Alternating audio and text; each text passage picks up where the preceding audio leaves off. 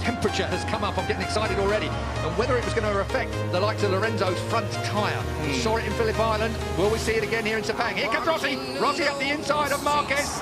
He'll take no prisoners, and the roar is run wide, but not enough. He's going to hold it. A shootout down to the left-hander.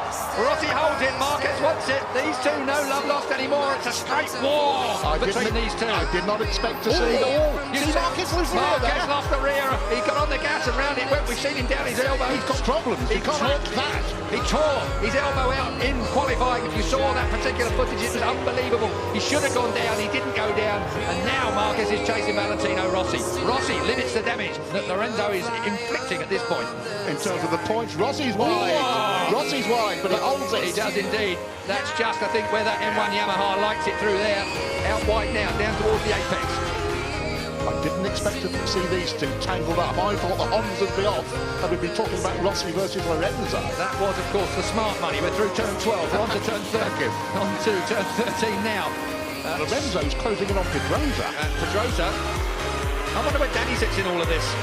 Danny would look like to win a couple more. Yeah, his first pole for some time, over a year for a moment. Let's look down on what's going on at the moment. Dovizioso still in fifth place. Crutchlow is still fifth.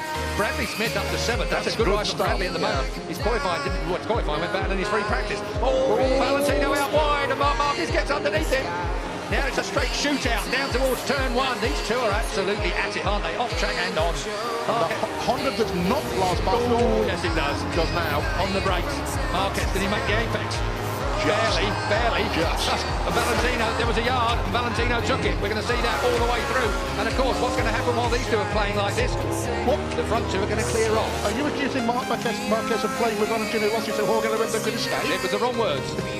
I take it back. There's no playing going on here. They're both as serious as they can be. Here comes Marquez up the inside, and that blocks off Valentino again. This is an absolute war. We saw them come together at Argentina when front wheel touched back wheel. That really cost Marquez. It slung him up the road massively. This time, look at that. That's tough. Very fair. No, it's fair. Of course. Tough, but fair. Brilliant motorcycle racing. Two of the very best in the world. An icon, a legend. Two of the best up by a youngster. Two of the best we've ever seen in the world. So, Sepang, if we've got any Formula 1 fans in the crowd, certainly here at Sepang, you're going to see more passes in this lap between these two. You'll probably see the entire race on track. That is turn 9 up there. Oh, now, that through 10, rising up to 11. Quick nod to Marco Simoncelli here, and again, Valentino Rossi. He lost the front, he looks to the right, he lost the front, and through comes Marquez again. These two are at it. This is war, Keith. One is 22, one is 36. It is an incredible fight between the Spaniard and the legendary Italian. And meanwhile, Pedrosa and Lorenzo are clearing off into the distance to dispute the lead. It is a 7/10 lead last time at the line. We'll wait and see when Lorenzo... He has closed it down. Yes, Lorenzo is chasing Pedrosa and he's closing it down. Marquez now in third place has the better of Valentino Rossi. Wide again. But he pulls that Honda. He wants to get that Honda to that apex, up on the fat bit, fire it out of there. +2, Marquez. That says it's on Lorenzo's board. Down then towards turn 1. Still Danny Pedrosa and Jorge out front. What an incredible few opening laps here. 20-lap race. We're already with only 15 to go. Take a look at this. Here comes Valentino. Marquez early on the gas. He's not going to allow Valentino the opportunity. Did Valentino actually headbutt the back of the Repsol Honda? Involuntarily. Through. Oh. Man, you have no idea how hard that is to do, let alone stay on it. How close do you like it? Oh, that close. Walk straight back through. That's a reflex action when a motorcycle slides out from underneath you. Your outside leg comes off. Incredible save there from Valentino Rossi. We saw an even bigger save from Marquez in qualifying. But we've seen Mark have a couple of serious bits of misbehaviour already in this race. Look at this. I thought Valentino... We're going to see more yet. Julian, straight underneath, and he moves Marquez off the line. Valentino Rossi, and again, feet off the footrest, looks round. I wouldn't bother waiting. This is Barry Sheen versus Kenny Roberts, 1979, ladies and gentlemen, and everybody's shaking their heads. Out goes Valentino again. Marquez, this is personal. This is a real personal fight. Valentino thinks he's been interfering with deliberately there. That's what that gesture was about. This is proper racing, if you ask me, Julian. I agree with you. I don't think it's got anything to do other than the fact there's two top men, egos and performances fighting around this Sepang racetrack. And all the time, Valentino's lead in the championship is being whittled away by Jorge Lorenzo out front. Underneath, that's two lines you can get through there quite neatly. It's when they touch, it's the problem. So, once again, Marquez in front of Valentino Rossi. the M1 and the Repsol 21.3V look so similar, Julian, around in different places on this track. Different motorcycles, different concepts, different strategies, but almost identical lap times. Meanwhile, Mr. Pedrosa... What's it? It was last time 6/10 at the last stop.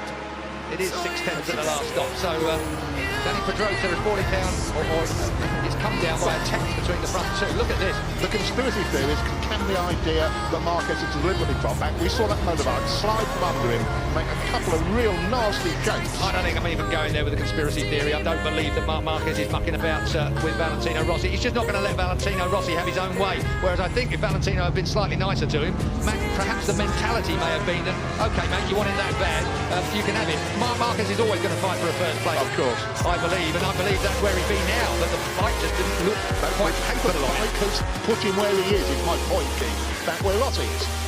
Rossi, though, has done everything he can, and he'll want to limit that damage. He needs that third place. And this is going to run all the way through. We've got 13 and a half laps to go. And looking back down, 2.7 seconds last time I looked from Lorenzo to Marquez in third place. And still 0.6 in the first two. Valentino. This will now tidy up a little bit as these two take stock of what's going on around them.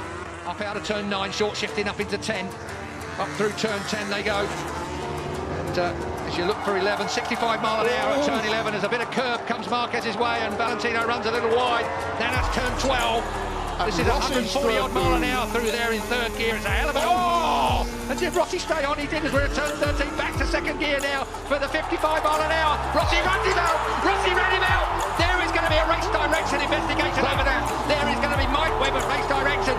Is Valentino Rossi, the legend, going to get a penalty?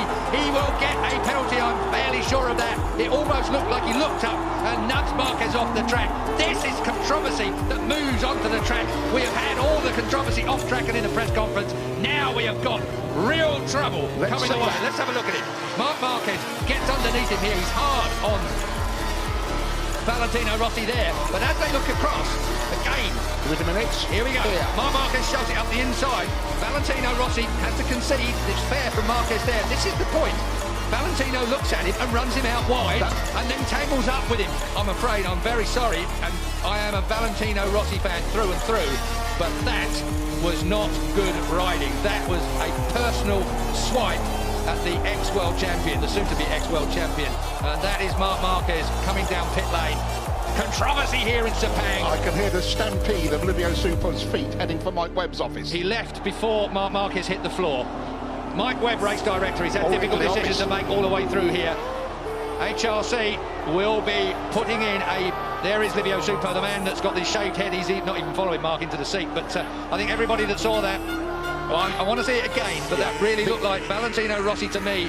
Ran Marc Marquez wide, he was looking at him, he knew he was there. It's to be reviewed after the race, I'm told. Well, obviously. Sherlock comes to mind there. He's looking at him, he runs him out wide, look. And then he gets tangled up with him. I don't think he intentionally tangled with him. That's a point worth making. I don't think Valentino Rossi intentionally tangled with him, but he did intentionally running out wide, which caught part of the Repsol Honda motorcycle. Can I ask you a question? How would you run out if you missed a gear?